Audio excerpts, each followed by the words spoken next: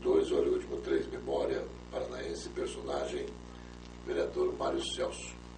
Vereador, quem é Mário Celso? Olha, veja você, eu sou uma pessoa de origem humilde, nascido em Curitiba, filho do primeiro locutor do Paraná, me orgulho disso.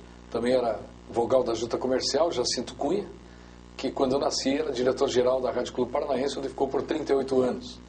Sou filho também de uma funcionária pública, fundadora da Escola de Saúde Pública do Paraná, a Zezé Ribas, que era também cantora de rádio. Fui criado com muita liberdade, fui também aluno de várias escolas importantes. Eu tive um ano interno em Colégio de Freiras, do Abranches, e tive a formação depois no Colégio Bom Jesus durante 11 anos. Passei também pelo segundo grau, onde fiz completo, e estudei primeiro ano de Direito, junto com a Ivete Vargas, que era presidente do PTB na época, em Bragança Paulista. Não cheguei a completar meus estudos do grau superior. Depois tive várias ações, várias atividades, morei no Rio de Janeiro, viajei o mundo, estive com o conjunto Os Metralhas também no exterior, e quando eu retornei dos Estados Unidos, conheci a minha mulher, que foi realmente a primeira, grande e única paixão da minha vida, né? É a pessoa que escolhi para convivência. Estou há 40 anos já convivendo com ela, a Lene Mendes da Cunha, filha da dona Frida e seu Alfredo, e com ela eu tive 3 belos filhos, né? A primeira que veio foi a Rosângela.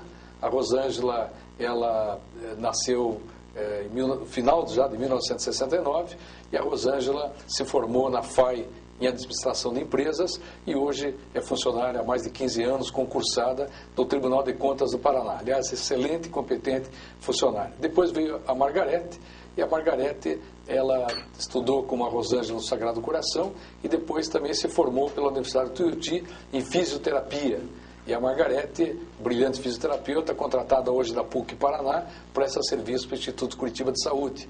E por último veio o Júnior, o meu filho homem, né, que nasceu em 77 e que estudou no positivo, no decisivo, e se formou pela Universidade do Tuiuti do Paraná em Direito. E hoje é o coordenador do Bom Negócio. Esses 3 filhos me deram 4 netos maravilhosos, todos homens. Os primeiros que chegaram, o Guilherme, que hoje tem 18 anos e que cursa Direito também. Depois do Guilherme veio o Leonardo, que hoje tem 10 anos, são filhos da Margarete com o Carlos. Depois veio o Matheus, que é filho da Rosângela, com esse espetacular argentino, que é um grande amigo, grande praça, um querido genro que eu tenho, que é o Daniel. Então, o Daniel e a Rosângela, pais do Matheus. E depois veio o Pedro, que chegou agora por último, e o Pedro, que é filho do Júnior, do meu filho, com a minha nora, querida nora também, a Viviane, que é uma boa, excelente funcionária da Paraná Educativa, ela que é jornalista lá da Paraná Educativa. Então é por aí mais ou menos a minha história e quem é o Mário Celso Cunha. Como o senhor teve o início da sua atividade no rádio? Eu nasci dentro do rádio, né? Porque meu pai era diretor-geral da B2, minha mãe era cantora, toda quarta-feira tinha um programa de rádio, Zezé Ribas, a rainha do samba, e eu pelos corredores ali, praticamente nasci nos corredores, todo mundo puxava meu saco, porque era filho do patrão, então eu entrava em tudo que é departamento, no estúdio, ganhava prêmios dos programas de auditório, então eu praticamente me criei dentro do rádio. E comecei profissionalmente mesmo com o Rinaldo Cunha, na Rádio Marumbi. Ele e o Tobias era o proprietário na época, o Rinaldo era o diretor-geral, e comecei fazendo um programa de esporte amador, depois fui esporte profissional, com o Durval Leal, com uma grande equipe, ali, o Nelson Santos, e depois, posteriormente, comecei a fazer programas, né, de rádio, e passei praticamente por mais de 10 emissoras de rádio de Curitiba, fazendo programas inclusive de auditório, fazendo comunicação através de programas de simpatia, de programas de música, disc jockey, e ali foi a minha vida no rádio. E a primeira oportunidade, quem deu? Eu diria que a primeira oportunidade, meu pai e minha mãe, né, que me colocaram dentro de um estúdio de rádio. Mas, evidentemente, como profissional, foi o Rinaldo Cunha, né, na Marumbi, e, posteriormente, o Gilberto Fontoura também, que foi um grande diretor que eu tive durante 23 anos de rádio independência. Quem lhe influenciou bastante? Meu pai, né, por formação, porque ele era um radialista, comunicador, ele foi programador, discotecário, locutor, apresentador, fez radioteatro e também era cantor. Ele chegou a cantar e até usava um pseudônimo, era o Carioca, né, que depois acabou abandonando a carreira para ficar só na direção da emissora. Nessa sua atividade no rádio, o senhor teve a oportunidade de passar por quantas emissoras? Olha, eu passei por várias emissoras, né? Rádio Clube Paranaense, que era a rádio do meu pai, por isso que eu tive a honra de, por 2 vezes, participei da Rádio Cruzeiro do Sul, Rádio Cultura, Rádio Independência, Rádio Tingui, Rádio Universo, enfim, várias emissoras, né, incontáveis aí. Passei também pela Rádio Blumenau, a Rádio Difusora lá em Santa Catarina, a Rádio Alvorada de Blumenau, a Rádio Nereu Ramos, enfim, várias emissoras. Além de ter essas influências, o vereador teve a oportunidade de criar que tipos de programas? Eu criei muitos programas, né, em rádio e televisão. Produzi, apresentei, dirigi programas dos mais diversos conteúdos, né? Programas na área da saúde, na área da informação, na área da comunicação, na área da juventude, fiz programas de disc jockey. Então, eu criei muitos programas no rádio. E dentro da sua formação, isso lhe criou possibilidades de administrar quais emissoras? Eu dirigi várias emissoras também, né? Eu, durante 4 anos, dirigi a Rádio Cruzeiro do Sul, dirigi durante 4 anos a Rádio Cultura de Curitiba também, dirigi uma emissora em Santa Catarina, tanto a Rádio Blumenau como a Rádio Alvorada. Na época do Guérios, eu cheguei a dirigir por pouco tempo, foram 4 meses só na Rádio Clube, mas cheguei a dirigir a Rádio Clube. Então, passei por várias emissoras e dirigi muitas delas. No esporte, o senhor teve a oportunidade de ter um programa que foi consagrado, que é o Repórter da Buzina. Porque na época eu trabalhei no Rio de Janeiro, eu trabalhei com Chacrinha durante quase 2 anos, e quando eu vim de lá, o pessoal mexia por causa do Chacrinha, que eu era o homem da buzina. E aí eu, por sugestão do Fuad Calil, eu inventei uma buzina. E fiz tipo do Chacrinha. Então, o juiz, quando errava, eu buzinava. Quando um jogador cometia um erro, eu buzinava. E isso me rendeu muita promoção. Inclusive, no Atletiba, quando eu buzinava para o Jairo reclamou da arbitragem, a arbitragem veio e me expulsou de campo. Ele poderia ter me tirado o instrumento de trabalho, ele poderia me tirar de campo, mas não o instrumento de trabalho. Como ele retirou meu microfone, eu processei, entrei com 4 advogados, pedi indenização, e o Dr. Rubens Maranhão se apavorou, né? E aí nós chegamos até a primeira instância para fazer um acordo. E eu abri mão, porque o Rubens Maranhão é uma figura muito querida, era uma figura fantástica do mundo esportivo, e ele não merecia que eu prejudicasse a carreira dele. Então eu abri mão, houve o acerto, houve a conversa, não exigi nada, apenas reconhecendo a idoneidade, né, do Dr. Rubens Maranhão. Mas foi um caso que me levou para as manchetes, né? Parar o Atletiba por 10 minutos. E isso me fez dar entrevistas para emissoras do Rio, São Paulo. Tanto é que quando ia ao Rio de Janeiro, eu participei no Rio de vários jogos, né? Eu transmiti vários jogos de seleção, eu era repórter de campo, e chegou num jogo Brasil e Rússia, foi 2-2 no Maracanã, toda a crônica esportiva do Rio, sabendo que eu era aquele repórter da buzina, que tinha parado no Atletiba, vieram me entrevistar, foi muito interessante. Então, antes da seleção jogar, 10, 20 repórteres em cima de mim, querendo saber como é que eu criei a buzina, por que eu criei, qual é a expectativa que eu tinha, se eu tinha outras novidades, qual era a inspiração para usar a buzina. Então foi muito interessante. Que ano que foi isso, Mário? Olha, isso foi dos anos 70, começo dos anos 70. Você está usando a buzina na beira do gramado? Eu usava a buzina como repórter, né? Eu usava o microfone na mão e a buzina na cintura. E eu buzinava ali, era curioso, uma situação bastante curiosa. E me deu boa promoção, aquilo me divulgou muito. E naquela época, o profissional de rádio ganhava muito dinheiro. E eu recebia luvas, recebia propostas de outras emissoras, mas fui muito fiel também à equipe do Fuad Calil, ao João Carlos Aguiar, que era o diretor proprietário da Rádio Cultura, que era um grande amigo também. Depois ele vendeu por Jim Bolkowski, mas eu tive um bom relacionamento com os diretores, né? Tempo da Independência também, com o Oriovisto Guimarães, que é uma figura muito querida. Ele, o Renato e o Ismael, eram os 3 sócios, né? E depois ficou só o Renato e o Oriovisto. E depois eles venderam para a família Petrelli. Aí com o Leonardo Petrelli também eu tive uma boa convivência. Eu sempre me dei bem com meus patrões, porque eu sou muito leal e bom profissional naquilo que faço. Eu me dedico com empenho, né? Eu fico 24 horas pensando, focando naquilo que eu estou fazendo. E essa passagem por Blumenau, que ano que foi e qual foi a razão de você ir para Santa Catarina? Eu tinha uma sociedade com um tio meu, que era distribuidor de remédios, Osmar Cunha. E eu queria abrir uma loja de discos, porque era meu setor, era a minha área. Eu já tinha até o nome, na época, Carter estava na moda, eu queria Carter e Discos. tinha musical aqui, tinha 2, 3 empresas em Curitiba, eu queria formar essa. Ele não aceitou, era meu sócio, então, não, eu quero continuar na área de medicamentos. E nós abrimos daí em Santa Catarina a distribuidora de remédios. Eu vendia distribuidor, Laboratórios Reunidos Paraná, Usbon, Parque Davis, nós tínhamos alguns bons laboratórios. E era uma boa venda. E ele fazia a venda e eu ficava na central lá. Aí foi quando eu resolvi me casar. Foi em 69. Eu me casei e fui passar a lua de mel no Rio e de lá fui direto para Blumenau. Aí montamos lá a distribuidora, eu vendia remédio, mas como era minha cachaça a comunicação, eu acabei, ao mesmo tempo que cuidava lá da empresa, lá em Santa Catarina, eu já me envolvi na Rádio Blumenau, depois passei para a Rádio Alvorada, a Rádio Difusora, a Rádio Nereu Ramos, também pela TV Cidade de Blumenau, fui um dos fundadores, aliás a Cidália Shen estava lá também conosco, a Cidália também ajudou o início da TV Cidade, e escrevia também uma coluna no jornal A Cidade de Blumenau, que era um jornal muito lido, e era correspondente do Luiz Renato Ribas, que está me assistindo aí, Luiz, você que nos deu oportunidade também na TV Programas. Eu fui durante muito tempo correspondente, mandava matérias para a TV Programas. Né? Vereador, também na área esportiva, o senhor teve a oportunidade de criar um slogan para um narrador na cidade, Camisa 10. Quem que era? O Camisa 10 era o Fábio Calil, né? Ele me chamava de o repórter que sabe tudo, porque antes dos jogos eu levantava a vida de todos os jogadores. Então eu sabia onde nasceu, casado com quem, quantos filhos tinha, onde viveu, se tinha problema ou não tinha problema de álcool, de droga. Eu sabia a vida inteira. Então ele sempre na jornada me perguntava a escalação e queria detalhes sobre os jogadores. E eu sabia a vida de todos, porque eu estudava isso, né? Então ele me chamava de repórter sabe tudo. E nós chamávamos ele de o Camisa 10, que era brilhante, sempre foi brilhante e continua sendo até hoje. No rádio esportivo, o senhor só trabalhou como repórter? Não, eu trabalhei como repórter, comentarista, narrador. Aliás, narrador foi episódios grotescos, né? Porque eu não era narrador. Eu fui fazer um jogo, eu, Munir Caluf e o Mário Henrique, no Couto Pereira.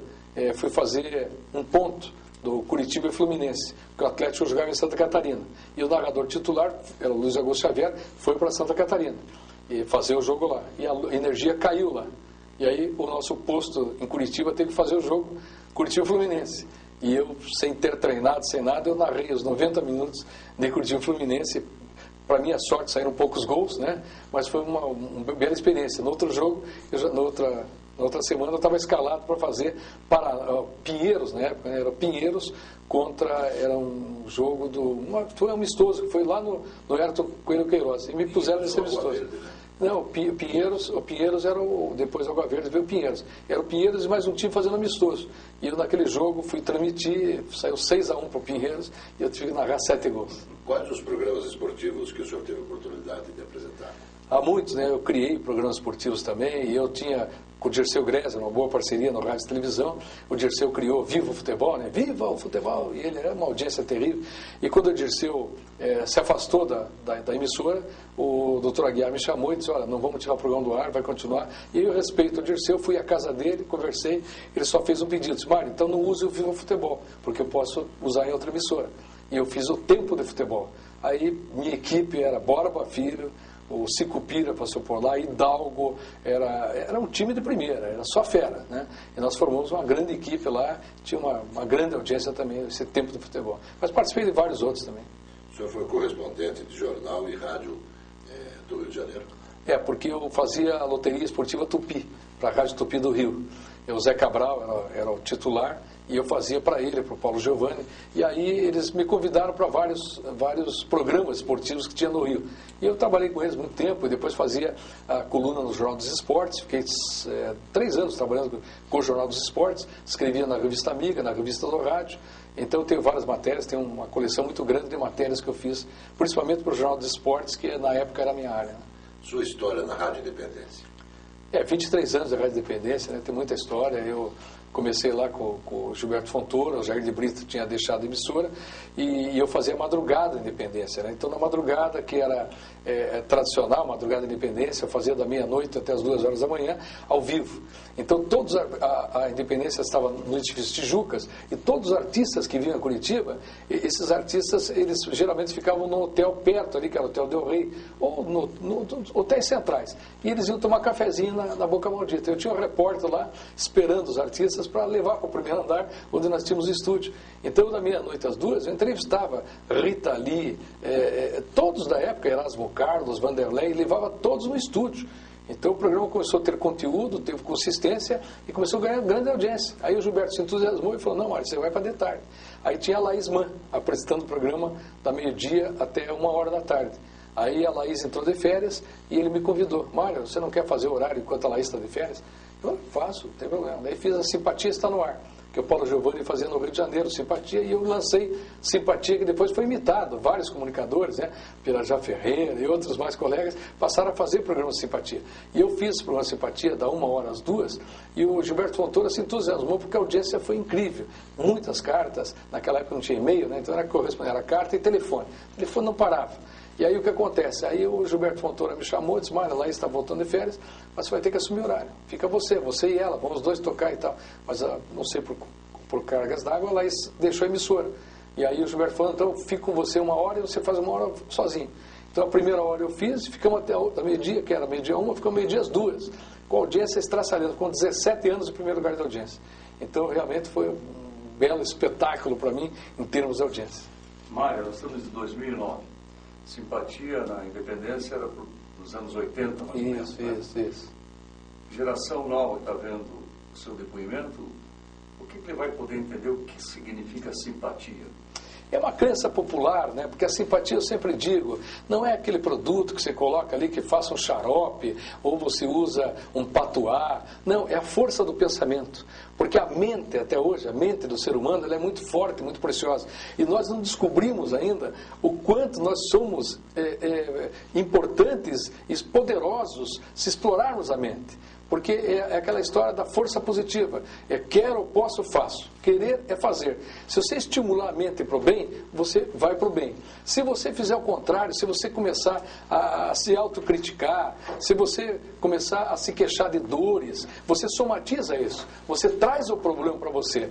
A maneira que você se queixa da vida, você traz a preocupação e o problema. A maneira que você abre para o bem, abre a tua cabeça para as coisas boas acontecem. É como se fosse um espelho. Se você mostrar a língua para o espelho, você vai ver a tua língua reproduzida. Se você sorrir para o espelho, você vai ver o teu sorriso.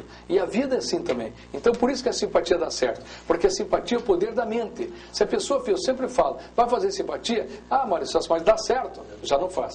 Se você pôs dúvida, não faz. Agora, se você, por acaso, entende que é uma simpatia que vai dar certo, vai resolver o teu problema, é a força do pensamento. Aí você consegue o teu objetivo. Então pense nisso. Simpatia é a força do pensamento. Então o que você fizer ali para bronquite, para diabetes, para drogadição, para a pessoa deixar de beber, deixar de fumar, para arrumar um namorado, para largar o marido, não ter mais amante, você fazendo com fé, você vai conseguir o teu objetivo. Então simpatia é isso, meu caro Luiz Renato. Por que o Mário Celso saiu do rádio e foi para a televisão? Como é que você foi para a televisão? Veja bem, Osíris, eu fui para a televisão por força do rádio, né? Porque a gente estava na comunicação do rádio, e aí o meu pai, eu já falei, era diretor-geral da B2, tinha vários programas auditório, e que ele colocou vários funcionários lá, como Arthur de Souza, Souza Moreno, Ivo Ferro, Mário Vedramel, Sérgio Fraga. E o Mário Vedramel, ele gostava muito de mim, ele brincava comigo, era filho do patrão e tal, aquela história toda. Aí o Mário, quando eu estava na televisão, o Mário tinha uma agência de publicidade e começou a pôr propaganda na rádio. E nós fizemos um bom relacionamento. Aí ele falou, Mário, eu estou indo para a televisão, você não quer me ajudar e tal? Eu fui lá ajudar ele na produção. Acabei virando produtor, diretor-geral do programa e depois apresentador, quando ele me deu a oportunidade. Fiquei 2 anos apresentando o programa Mário Vedramel. Mas eu tive grandes momentos ali no Mário Vedramel, foram momentos de aprendizado, né? Onde nós fizemos, inclusive, caravanas para ir para o interior, e eu apresentei o programa Cidade contra Cidade, depois Escola contra Escola. Daí o Mário, uma época, ele comprou um horário na TV Canal 6, e eu fui para o Canal 6 também para participar de um programa onde ele estava por trás, né? Eu era o laranja ali, eu apresentava e ele comandava comercialmente. Então ele fazia no Canal 12, na Globo, e eu fazia no Canal 6, que hoje é CNT. Já que você tocou em Mário Vedramel, como é que foi trabalhar esse grande comunicador do rádio e da televisão paranaense? E ele era um bonachão, né? O Mário Vedrabel, tipo do Maurício Fruita, assim. O que o Maurício era na política, de gozador, de brincalhão, o Mário Vedrabel era na televisão. Só que ele era muito aberto, ele acreditava muito nas pessoas e foi muito enganado.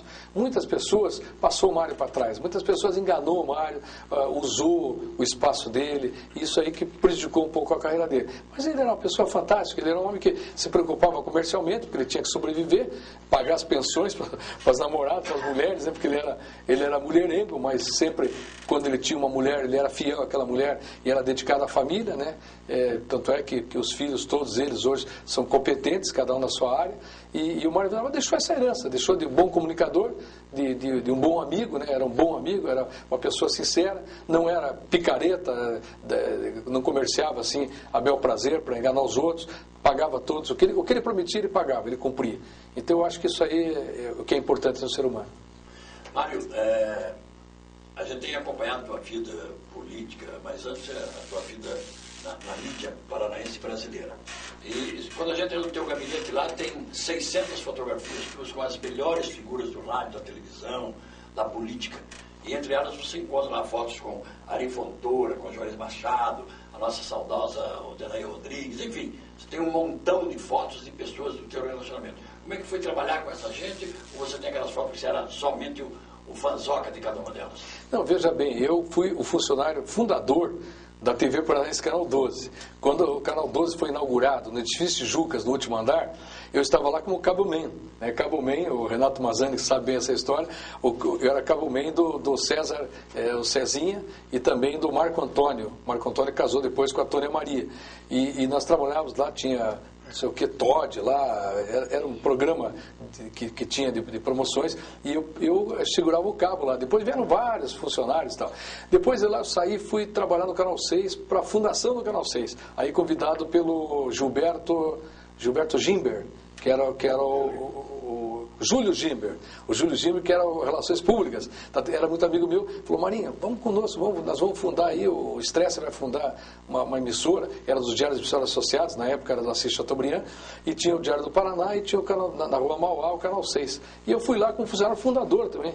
Depois fizemos Cirquinho Canal 6, fizemos programa da Cidália Shen, enfim, vários programas lá dentro do Canal 6. Depois, pela amizade que eu tinha com o Paulo Pimentel, ele estava inaugurando a emissora. Falou, vamos trabalhar com a gente lá, vamos. Daí eu deixei o Canal 6, onde eu trabalhei muitos anos na parte comercial, com o Jamur Júnior, com a Marli Terezinha, que faziam comerciais ao vivo, né? Eu tenho vários fatos pitorescos do tempo do comercial ao vivo. Daí fui para o Canal 4, e fui funcionário fundador do Canal 4 também. Então comecei ali. E quando você falou Ari Fontoura, Odenair, eu trabalhei com essa gente em radionovela, em teatro, em novela da televisão. Eu fiz O Direito de Nascer, Escravizauro, O Segredo de Laura, fiz várias novelas no Canal 6, tudo ao vivo. E a gente ensaiava, então, numa escadinha que tinha no andar superior, fazia um ensaio lá com o Roberto Menghini, que era nosso diretor, e depois descíamos para fazer ao vivo a novela. Então era tudo ao vivo, era coisa assim fantástica. Ok, eu ia pro ar, não tinha videotape, né? Então ali eu trabalhei com a Ari Fontoura, depois ele saiu, o Odenair Rodrigues, enfim, várias pessoas fantásticas da época, né? Era aquela história de você fazer o contra-regra que acertava tudo. Então tinha lá uma mesinha, e aí você tinha a mocinha, né? Ela tinha uma mesa e tal, e o marido dela ia entrar em cena. Mas antes de entrar, ela estava lendo uma carta do amante. Aí ela pegava a carta da gaveta, tirava e lia a carta do amante, né? E o contra-regra tinha que deixar uma caixa de fósforo ali em cima da mesa, porque quando o marido entrava, oi querida, cheguei. Aí ela pegava e punha tudo dentro da gaveta, rasgava, punha na gaveta, e acendia o fósforo e queimava. Ele entrava e, que cheiro de papel queimado, o que está acontecendo? E descobria ali E aí o contra-regra esqueceu de deixar o fósforo. E aí a mocinha estava lá, quando viu o marido chegando e tal, tudo ao vivo, ela pegou, rasgou tudo e jogou dentro da gaveta e cadê o fósforo? Ela não tinha. Ela fechou a gaveta e ficou na dela. Ele entrou, que cheiro de papel rasgado.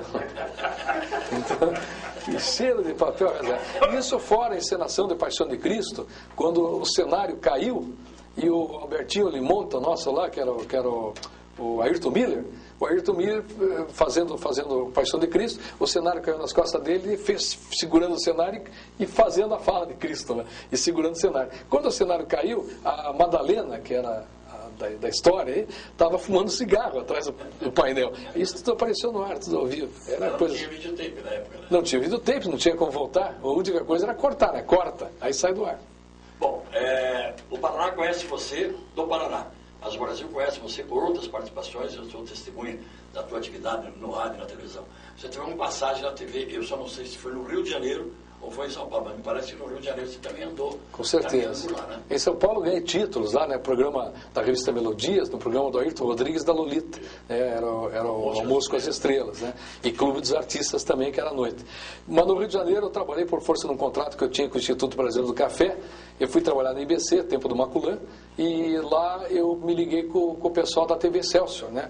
Que fazia os Trapalhões, era o Didi, né? Era o Didi, o Dedé, o Vanderlei Cardoso e o Teddy Boy Marino. Eram os Trapalhões da época, né? Eram esses quatro. Depois entrou a Vanusa. Depois que saiu a Vanusa, os Vanderlei Cardoso, e saiu também, a Vanusa era namorada do Vanderlei na época, saiu a Vanusa, o Vanderlei e o Teddy Boy, que entrou daí esse novo time, já na Globo, mas na Excelsior não. E na Excelsior eu trabalhei daí muito tempo com o Chacrinha, eu que arrumava as mesinhas, tudo lá, porque eu era muito amigo do Ferreira Neto, Ferreira Barbudo, que fazia programa de televisão, filho dele trabalha aqui na prefeitura, no governo do estado, é fotógrafo, bom fotógrafo, Denis, tem até um site, o Denis Ferreira Neto. E o pai dele gostava muito de mim, e tinha muita confiança em mim, porque eu sempre arrumava as mesinhas de acordo com o que ele queria, que eram os artistas mais famosos na frente. Eu punha Jair Rodrigues, Elis Regina, punha os mais famosos na frente. E aqueles menos cotados, era a Cláudia, na época, era o Carlos Alberto, o Rei dos Boleros, eu punha mais atrás. Então, aí o Chacrinha circulava nas mesas. E o Chacrinha começou a ter uma convivência comigo. Começou a me chamar pelo nome, porque ele não ligava a produção, ele não tinha muita aproximação. Era ele, o Jorge, que era o filho dele, o Nanato e o Leleco. E mais o pessoal ali do Ferreira Neto. E eu comecei a entrar naquele time, entrar na família. E ele começou a gostar de mim. Aí, quando chegou na época, eu soube que ele estava deixando a Excelsior. Aí veio falar comigo o Jorge, que é o filho dele, e falou: olha, nós estamos indo para a Globo. Olha aqui, reuniu 7, 8 pessoas que tinha, falou: vocês querem ir junto e tal? Eu falei, na época todo mundo concordou, só que quando eu saí de lá, me ligou o assessor do detetive Nelson Duarte, que fazia um programa policial. E ele falou: Mário, você não quer ficar com a gente? O Flávio vai ficar com a gente aqui e vai fazer um programa policial também com a gente. E me ofereceram 3 vezes mais. Não sei se foi sorte ou azar, que eu podia estar na Globo depois, mas eu acabei fazendo esse programa policial. Era Polícia às Suas Ordens, com o detetive Nelson Duarte, do 45DP de Copacabana, junto com o Flávio Cavalcante. Aí os dois fizeram. Aí o Flávio foi para o Estante Maestro, acompanhei ele por 3 meses, e aí recebi uma proposta para voltar para Curitiba pelo IBC, que eu era funcionário do IBC. Ganhava também bem mais, né, no IBC, e ganhando diária em Curitiba. Mas como minha família era daqui, minha mãe era daqui, eu acabei ganhando a diária e mais o salário, que foi uma boa proposta. Acabei voltando para Curitiba. Sua convivência com o Chacrinha, conte um pouco. O Chacrinha era uma pessoa muito querida, ele tinha muita preocupação com as crianças, ele queria ser amado pelas crianças. Essa era a preocupação dele, se ele estava agradando as crianças. E ele não era alcoólatra, não bebia, tal, mas eu sempre digo, ele tomava o cunhaque antes de entrar em cena. Parece que uma religião dele, ele tinha que fazer aquela simpatia dele. Tomava um cunhaquezinho, mas não era para bebida, para beber nada. E era muito querido, era uma pessoa, falava pouco, cobrava muito das meninas, do pessoal que trabalhava na produção. E depois a Sacrete foi na Globo. Daí o Sacrete também, ele tinha um carinho especial. Mas ele cuidava da produção, ele se preocupava com todo mundo, queria saber antes o roteiro, se estava tudo ok, o que ele ia fazer, quem que ia cantar, quantos números ia cantar, cortava algumas pessoas que ele achava que não era o momento, deixa para a semana que vem. Então ele cuidava de tudo. Mas uma pessoa fantástica, uma pessoa brilhante. Como é que foi conviver com essa tropa de choque da TV e do rádio brasileiro, os nomes que você já citou? Havia assim uma empatia direta tua para com eles e deles para com você? Ou você, em função de você ser ali um auxiliar, um colaborador da produção, enfim, um homem da produção, eles deixavam você mais ou menos do lado? No começo era assim, né? No começo você era escanteado, no começo você tentava ocupar o teu espaço, porque o grande problema não era esse pessoal tipo Flávio Cavalcante, Chacrinha, porque eles não se preocupavam, assim, digamos, com a produção ali. Era o problema daqueles que estavam na direção, na produção, que tinham preocupação com o teu crescimento, e você crescendo poderia ocupar o lugar deles. Então esse patrulhamento que atrapalhava um pouco. Mas a gente, com a amizade, com os diretores, com o próprio comunicador, a gente ia pegando os macetes. Então, com o Flávio, por exemplo, eu fazia muita coisa que ele gostava. Eu sabia que ele gostava, ele trocava 3 óculos, 3 tipos, eu sabia qual que ele queria na hora que estava no ar. Eu sabia o que ele queria para deixar na bancada. Eu sabia qual é o jornal que ele gostava de ler de manhã. Então, eu levava o jornal para ele ler. Então, na época, Última Hora, depois O Dia. Então, eu sabia o que eles gostavam. Isso eu fiz também na política. Quando eu assessorei governadores, prefeitos, eu sabia o que eles gostavam. Então, eu de manhã cedo, chegava às 6 horas da manhã, e quando ele chegava, estava tudo pronto. A água que ele gostava, o café que ele gostava, o jornal que ele gostava, deixava tudo pronto. Para você ter uma ideia, para o Maurício Fruito, eu levava sapato para ele escolher. Eu ia na sapataria, no centro da cidade, Magazine Avenida, pegava 10 tipos de sapato e levava lá para ele escolher. Escolhe qual que você quer, porque e a Ivete me incentivava nisso, a Ivete Fruito dizia, Mário, ajude lá o Maurício e tal. Então, porque o Maurício era muito simples, ele com a blusa dele, a camisa por fora das calças, era o jeito dele.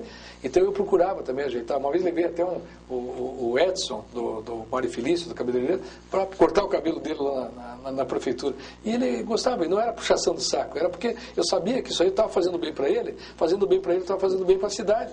Porque ele ia administrar melhor, trabalhando bem, trabalhando com conforto, tendo o que ele queria.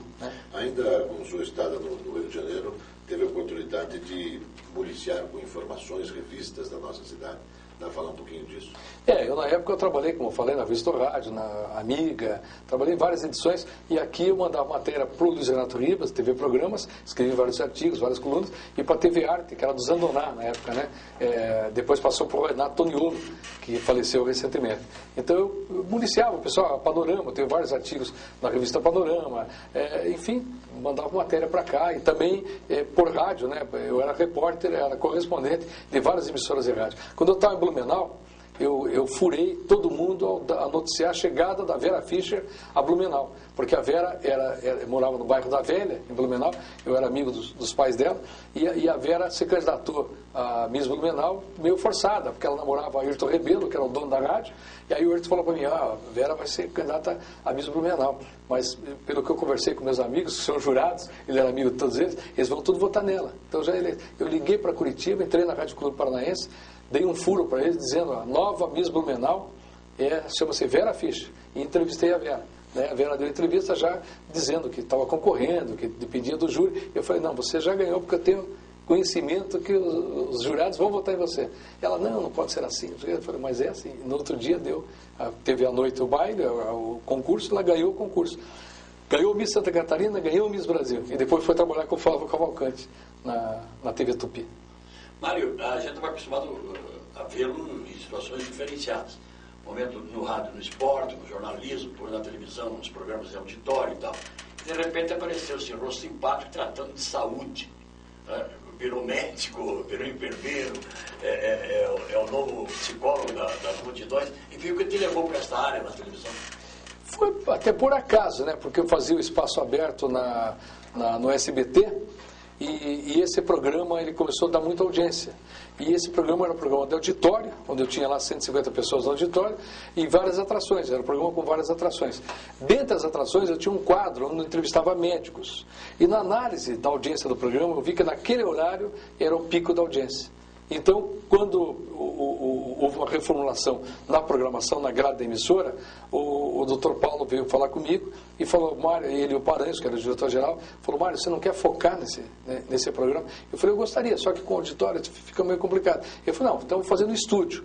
E tal. E eu fui para o estúdio. Foi a época que eu recebi um telefonema de uma pessoa da Rede Globo, dizendo que eles estavam criando lá para o Globo News o nome Espaço Aberto, e perguntando se eu tinha registrado.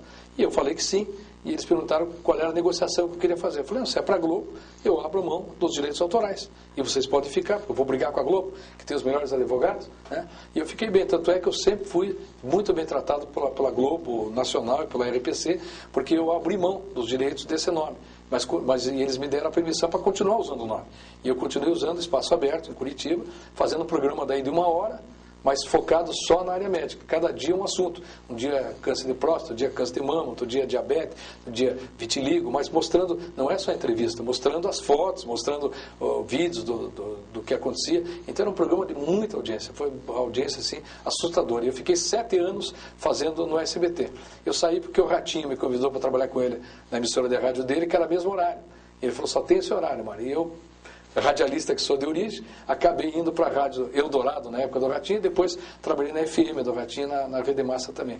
Então, por isso que eu parei, mas depois voltei, fiz mais um ano na TV Educativa também, junto com, e saí por problemas políticos, porque o Beto foi apoiar os Osmar no segundo turno, e o Requião era candidato, e a questão de ética, daí eu deixei a emissora, apoiei o Requião no primeiro turno, e no segundo turno apoiei o Osmar. O que é trabalhar numa TV de governo? É um governo mão de embuia, que a gente tem por aí, e numa TV aberta de empresários que não tem essa coisa de ranço político.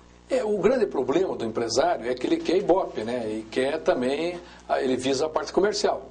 Então esse é o grande problema. Hoje em dia, muitos profissionais, muitos empresários estão locando horário, e isso indistintamente. Então hoje evangélicos, católicos tomaram conta dos horários. Então, infelizmente, para o profissional isso é muito ruim, porque aí estão visando lucro, só dinheiro. Então, baixou um pouco o nível das emissoras de televisão e de rádio que fazem esse tipo de ação, de vender para igrejas, de vender para políticos, né? Esse é o grande problema. Mas, fora disso, eu acho que tanto o canal aberto, o canal fechado, como o rádio TV do governo, se for bem administrada, dá para fazer bons programas. Por exemplo, a TV Educativa, hoje, ela é administrada pelo Marcos Batista, excelente profissional, foi da Globo e me dava muita liberdade.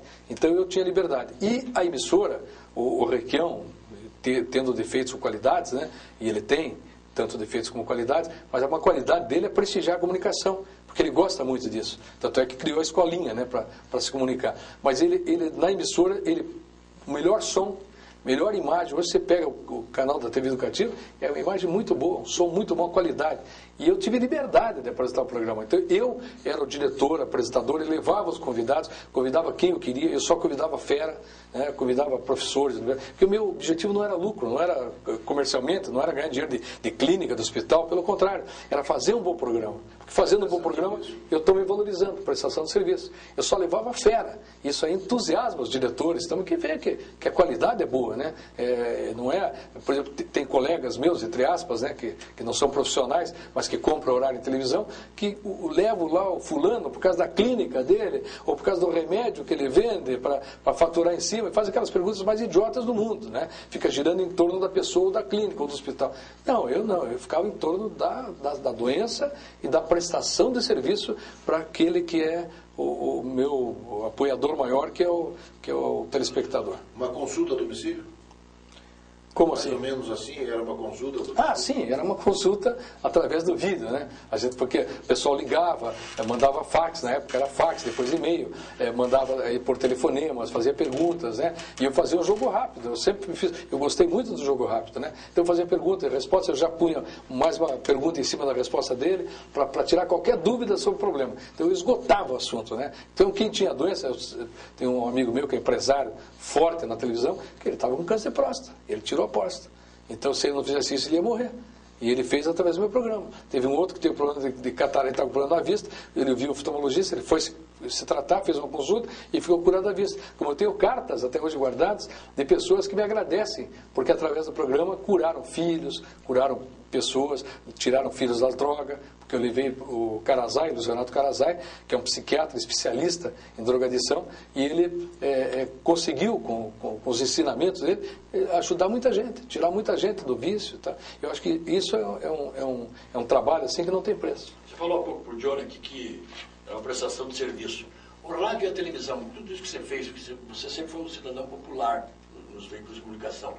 Você ganhou muito dinheiro, você era um cara rico. Ou você deu mais do que recebeu? Eu acho que eu dei mais que recebi, né? Porque você realmente você não ganha. Quem ganha dinheiro em rádio, televisão, é o dono da rádio, né? Ou é o cara que cuida da parte comercial. Né? Esse realmente tem condição de ganhar dinheiro. Agora, o apresentador, o comunicador, não, talvez eu ganhe um pouco de dinheiro quando eu dirigi algumas emissoras, né? E quando eu estava fora. Então, fora eles valorizam bastante o profissional. Por exemplo, hoje, você pega o Zé Bétio, é o maior salário do rádio brasileiro. O Zé Bétio, ele ganha hoje em torno de 2 milhões por mês. Né? O segundo maior salário lá em São Paulo é do Gil Gomes, né? Que também ganha em torno de 1 milhão por mês. E outros, depois vem outros mais.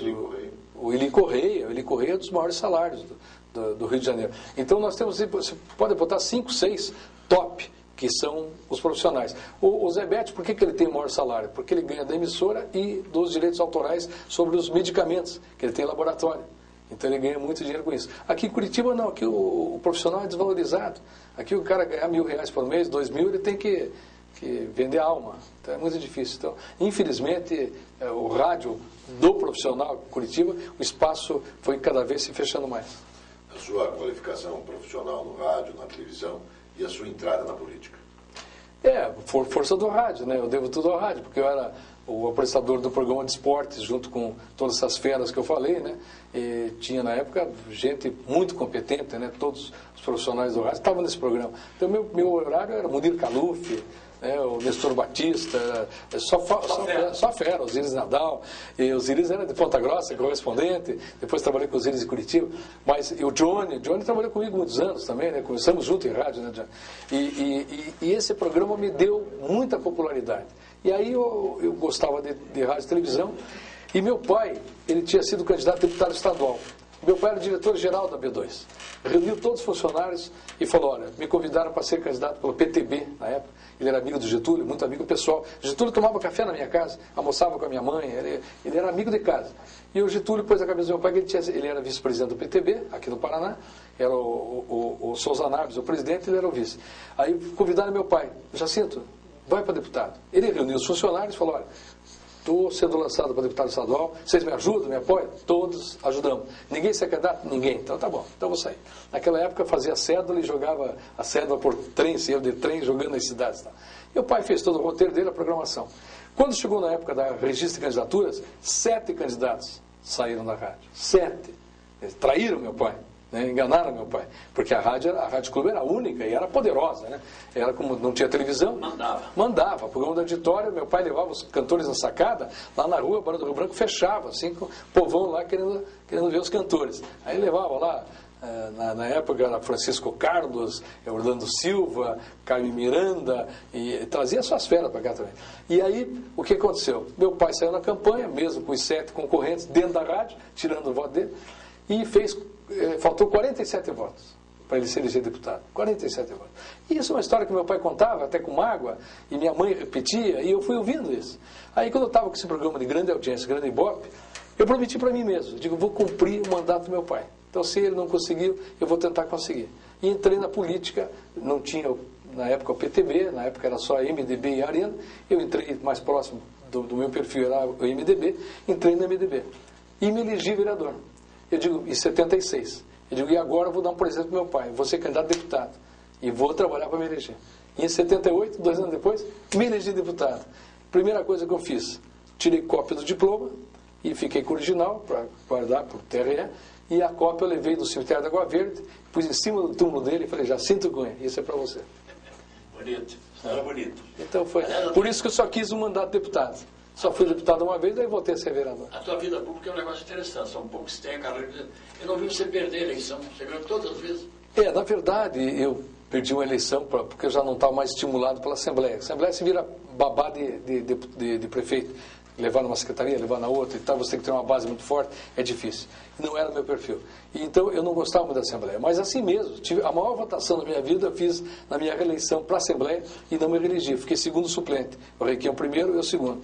E aí, eu acabei indo com o Maurício para a prefeitura, fui assessor de imprensa do Maurício, depois virei secretário particular, me chamou para o gabinete. Depois do Maurício, o Requião se elegeu prefeito, e eu continuei no gabinete por 4 meses com o Requião. Um dia ele me chamou, Mário, eu preciso criar a Secretaria da Criança, Secretaria do Menor. Você não quer ser secretário? Eu falei, vamos. Eu fui presidente da CPI do Menor na Assembleia, tinha experiência, falei, vamos nessa.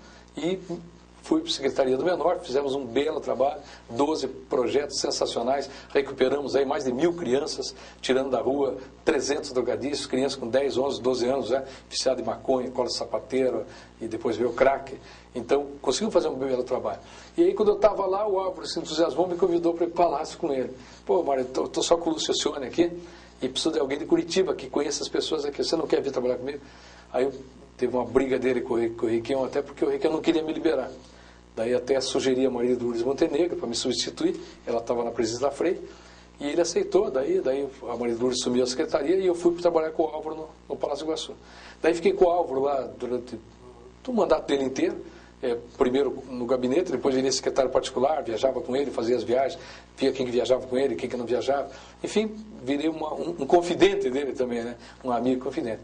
E quando o Álvaro estava para terminar o mandato, ele me chamou e disse: Mário, eu estou terminando o mandato, qual é a tua pretensão? Então, acho que o Mário Pereira deve assumir, porque na época o Mário estava para assumir, porque eu não assumi.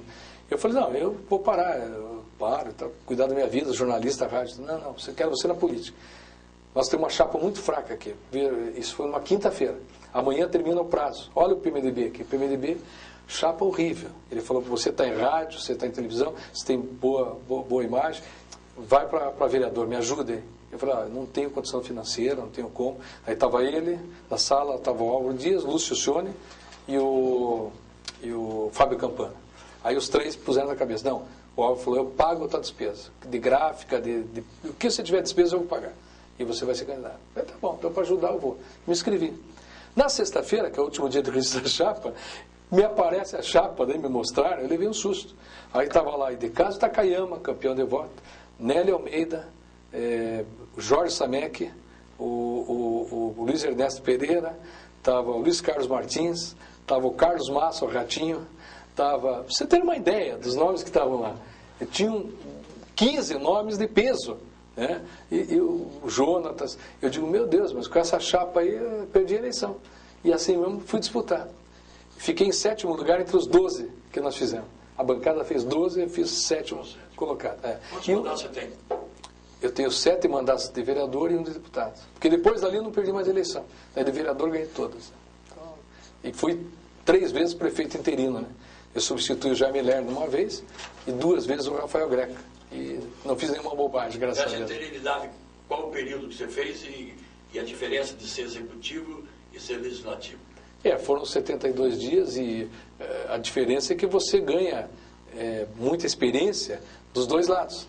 Então ninguém vai te enganar mais, porque você conhece o legislativo e o executivo. O que você pode fazer, onde você pode avançar e o que você não pode fazer. Então eu conheço os dois lados. E isso me deu essa tranquilidade, e por isso que eu fui convidado para ser líder de vários prefeitos. Fui já do Cássio Taniguchi, agora do Beto Richa, por 2 mandatos. Então a gente tem essa condição de articular. Eu conheço o regimento interno e lei orgânica da Câmara de cor, né, salteado. Então isso me ajuda muito a desempenhar um bom mandato. E quem ganha é o eleitor, né, que me qualificou para representá-lo. Foi presidente da Câmara Municipal já? Já fui presidente da Câmara Municipal, fui vice-presidente com Horácio Rodrigues e depois disputei, aliás, foi numa brincadeira que nós estávamos numa reunião de um grupo chamado Grupo Pro Cidade e o Horácio me desafiou. Nós brincando lá e tal, eu falei: eu sou vice, agora é hora de ser presidente, mas brincando. Ele falou: você não tem competência, você não tem condição de ganhar de mim uma eleição. E não sei o quê, começou a fazer um discurso. Levou a sério, eu estava brincando, sempre gostei muito do Horácio, meu amigo, até a morte dele foi meu amigo, sempre amigo. E eu falei: o Horácio está me desafiando? Eu estava brincando, agora não estou. Eu sou candidato e vou ganhar de você a eleição. Você não ganha? Vou ganhar de você a eleição. E a partir dali comecei a trabalhar os colegas e fui, armando 1000 esquemas. Chegou no dia da eleição, ele fez 14 votos, eu fiz 17 ou 18 votos e eu ganhei a eleição dele. Aí virei presidente da Câmara Municipal. Aí foi um belo período. E como na época só podia um mandato, você não podia fazer 2 mandatos, a legislação não permitia, eu apoiei daí o Willis Simões, que ganhou a eleição, depois apoiei o Derosso, que ganhou também, e quem apoiei, graças a Deus, ganhei a eleição. Você aparece muito e tem feito um trabalho muito bom de liderança na administração do Beto Richa. Você acumula essa função com a vice-presidência da União dos Vereadores do Paraná.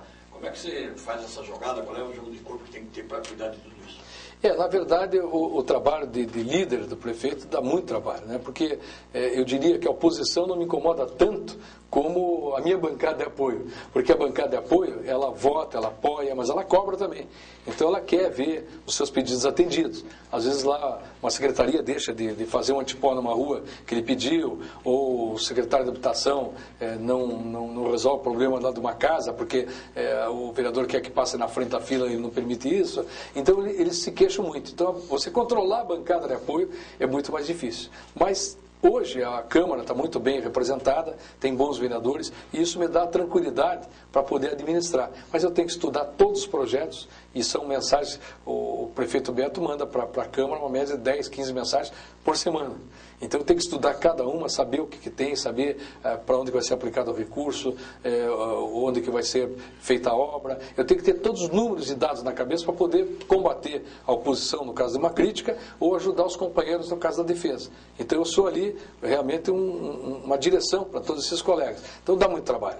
Agora, no caso da UVEPAR, como tem o presidente, que é o Bento, a minha função é mais facilitada, porque daí eu vou só nos eventos para representá-lo, ou quando tem as reuniões de vereadores do interior, eu participo, faço palestra, dou a minha contribuição, mas não tenho a responsabilidade de administrar a UVEPAR, sim de representá-lo. Mário Celso gostou de ser deputado? Olha, John, não gostei. Eu não gostei porque não era meu perfil. Eu gosto da minha cidade. Porque você estando em Curitiba, você sai daqui, encontra na frente aqui do Cine Vide 1 uma árvore caída, eu imediatamente já ligo para o meio ambiente e mando recolher essa árvore e estou ajudando a cidade. Então, na outra quadra, eu vejo lá que o semáforo não está funcionando, eu já vou reclamar, mandar arrumar. Então, é aquela história de você abrir a janela e ver o defeito e já mandar corrigir. E além das leis, que eu tenho hoje mais de 1000 leis já qualificadas, leis que estão tramitando, e das quais 300 aprovadas. Então esse é o orgulho que eu tenho, que pouca gente tem. São 300 leis aprovadas. Né? Tem vereador que passa o mandato todo e não consegue aprovar uma lei. Tem deputado que não consegue aprovar uma lei durante o mandato inteiro. Eu tenho 300 aprovadas. A última agora foi de proibição de bebida alcoólica e de cigarro nas escolas, tanto pública como privada, nas cantinas, creches, nas lanchonetes e também nos locais de saúde. Hospitais, clínicas, postos de saúde, porque é uma incoerência se fazer uma campanha anti-tabagismo e você ter lá no pronto-socorro uma lanchonete vendendo cigarro. Então, essa é uma lei que foi aprovada por unanimidade, os 38 votaram nessa lei, foi a última. Mas eu tenho várias leis, a 8.138, por exemplo, que é uma lei que dá prioridade em bancos, e isso aí muita gente pensa que é do governo federal, uma lei federal, e é nossa, é municipal de Curitiba, é de minha autoria. Ela dá prioridade nas filas de banco a idosos, deficientes, mulher grávida e mulher com criança até 2 anos no colo. Eles têm preferência na fila do banco. Então eles podem entrar e os bancos que antigamente tinham uma fila só e que o pessoal passava, passaram a criar filas alternativas. Então hoje tem a fila para o idoso, para gestante, isso é muito bom. E com isso eu criei um mercado de trabalho que eu desconhecia, porque eu não imaginava que isso pudesse acontecer. Porque geralmente as empresas contratam boys para fazer o trabalho de entrega rápida e tal. Hoje eles estão contratando pessoas de terceira idade. Por quê? Porque o da terceira idade tem prioridade na fila do banco. Então, em vez dele ficar na fila, como o boy fica, ele vai lá na frente e já consegue fazer pagamento, fazer depósito. Então, eu abri o mercado de trabalho para pessoas idosas, quer dizer, para a terceira idade. Eu acho que isso também é uma boa contribuição. Você tem tido um trabalho muito importante, eu sou testemunha disso, na área esportiva, visando a Copa do Mundo de 2014. Você tem sido o mais atuante, que vai ao Rio de Janeiro, governador não vai, vice-governador não vai, você vai em todas que eu tenho visto. Curitiba está pronta para isso, não? Olha, Curitiba está preparada para receber a Copa do Mundo e será uma das principais sedes, sem dúvida alguma, porque nós estamos acompanhando desde o início. Isso aí, há 2 anos atrás, nós já sentimos essa viabilidade, a possibilidade de Curitiba ser sede. Trabalhamos em cima disso com os homens da FIFA, com os homens da CBF, tanto é que deu resultado. O prefeito Beto Richa tem um bom relacionamento com o Ricardo Teixeira, gosta muito dele. O Orlando Pessutti foi indicado pelo governador para cuidar da Copa, é uma pessoa aberta, qualificada para isso, bom relacionamento. Isso nos ajudou muito. A parceria Prefeitura e Governo do Estado. E abriu esse leque de opções. E Curitiba foi indicado. A maneira que foi indicada, nós criamos a Comissão da Copa na Câmara, porque tudo vai passar pela Câmara. Toda a legislação, a isenção tributária, a isenção fiscal, passa pela Câmara, que tem que fazer para o estádio, para os entornos e para os parceiros, principalmente os parceiros da FIFA, que são isentos de patrocinadores do evento, do mega evento. Além disso, nós temos que fazer a legislação também da área do zoneamento, então da mobilidade urbana. Aí entra toda a infraestrutura urbanística da cidade, com anéis, com binários, com trincheiras, com o próprio metrô, que nós estamos trabalhando em cima agora do metrô, que não é uma obrigação para a Copa. O metrô não está vinculado à Copa, mas o prefeito ele tem esse sonho de querer realizar o metrô agora. Então nós estamos tentando levantar recursos junto ao PAC do governo federal. A princípio a ministra Dilma disse que não sairia, agora na reunião que teve em Brasília, o ministro dos Esportes, com o ministro das Cidades, Márcio Fortes, Orlando Silva e também o ministro do Turismo e o Paulo Bernardo, ministro do Planejamento, eles abriram essa possibilidade agora de renegociar e de liberar um PAC para o metrô. Então isso para nós é importante, porque São Paulo vai ter 2 linhas de metrô nova, a linha Ouro, que vai ser feita, e a linha que vai ligar o aeroporto ao Morumbi. E, consequentemente, eles vão ter 3 bilhões de recursos. Por que eles podem ter e nós não podemos ter? Então, nós vamos também lutar por isso. E como é o Mário Celso, paixão atlético? Isso aí é uma paixão, realmente. Você sabe que na minha vestimenta de vereador, do meu cargo de vereador, eu não faço exceções. Todos são iguais. Então, quando eu estou na Câmara Municipal legislando, eu trabalho para o Atlético, para o Curitiba, para o Paraná, para o Corinthians Paranaense, enfim, para o futebol paranaense. Fizemos leis, já beneficiamos Curitiba, Atlético e Paraná. Fizemos várias leis, inclusive a lei do zoneamento especial, zonas especiais esportivas para esses clubes. Agora, tirando a parte disso, eu, claro, que sou um atleticano, sou apaixonado, sou conselheiro, assessoro muito a diretoria do Atlético também, e ajudo nos eventos do Atlético, participo muito, gosto muito, é um clube do meu coração, mas sou democrático. Meus filhos, quando nasceram, os 3 filhos, eu dei opção para eles, Eu dei 2 camisas para eles escolherem, uma era lista vertical, outra horizontal, mas as 2 vermelho e preto. Então, todos os 3, graças a Deus, e os netos também são todos atleticanos. Mas, de vez em quando você dá uma passeada na mídia impressa. Você escreve coluna para o Jornal do Curitiba? Sim, escrevi já em quase todos os jornais, as revistas, e hoje tem uma coluna na Tribuna do Paraná, toda segunda-feira, uma coluna sobre vida artística, sobre os artistas e tal, uma coluna muito boa. O Rafael Tavares de Mello da Tribuna me dá muita colher de chá ali, porque ele cuida muito, tem o olho dele na coluna, sempre fazendo boa diagramação, boa revisão, e a coluna tem sido fantástica, tem uma média de leitores muito boa. Você falou há pouco, quando o Johnny fez uma pergunta, se tem fatos pitorescos. Nós estamos no finalzinho, já o tempo está... O juiz está para apitar já a prorrogação e o encerramento da prorrogação. Então, que você contasse 2 fatos pitorescos. Um de rádio, que você deve ter um monte, e da televisão, que você falou que tinha coisas interessantíssimas para contar. Na verdade são muitos fatos, que a gente, para recordar, assim, é difícil. Acho que é bom, né? É interessante que nós criamos uma vez a chegada do disco voador a Curitiba na Rádio Independência. Então eu estava na Rádio Independência e uma pessoa ligou que viu uma luz diferente nos céus de Curitiba. E eu com isso me deu um estalo, eu digo, uma luz diferente é o disco voador. E peguei e comecei a trabalhar em cima disso. Então eu falei, olha, estão vendo disco voador na cidade e tal, está ali nas Mercedes, perto do supermercado Mercedes, e todo mundo começou a ir para o local. Aí o Gilberto Fontoura me ligou, você está ficando louco, Mário? Ele era diretor da rádio. Você está ficando louco? Eu falei, Gilberto, eu vi, eu daqui enxerguei. É uma luz colorida. Gilberto, venha ver aqui e tal. E ele desligou o telefone e veio para a rádio. E eu peguei, mandei um repórter lá mandei um carro da reportagem lá para as Mercedes. E de lá eu falei para o repórter, falei, olha, você vai e faz toda a encenação como se estivesse vendo o disco voador mesmo. E transmita de lá. Bom, ele foi para lá. E aí começou, olha, realmente, chegando. Daí o cara que vem do Cachorro Quente lá, que foi entrevistar, o cara, não, eu vi, passou por aqui mesmo. A luz é assim e tal. Entrevistou uma mulher, a mulher disse que viu também. No ar isso aí. Mas como é que era? Não, era assim, davam dados, diziam que várias cores. E as pessoas começaram a entender que estavam vendo mesmo. Aí o Gilberto ficou desesperado, porque a aeronáutica ligou daí para o estúdio. Aí ligou um tenente lá da aeronáutica querendo saber detalhes, o que estava acontecendo, por que a emissora estava se empenhando tanto nessa divulgação. Bom, resumindo, quando o Gilberto chegou lá no local das barreiras das Mercedes, tinha viatura do Exército, da Polícia Militar, Polícia Civil, tinha aeronáutica, 2 Kombi da aeronáutica. Veja a situação que eu fiquei. E eu não pude desmentir. Daí eu transmiti a chegada do disco voador. No outro dia foi manchete, eu tenho jornais em casa, jornais todos, a Gazeta, Diário da Tarde, Tribuna, Estado do Paraná, todos divulgando a chegada do disco voador em Curitiba. Para encerrar definitivamente, o vereador, o ex-deputado, o vereador, secretário, prefeito, pai de família, homem de comunicação, se tivesse a oportunidade de fazer um agradecimento de todas as suas conquistas, a quem o Mário Celso agradeceria?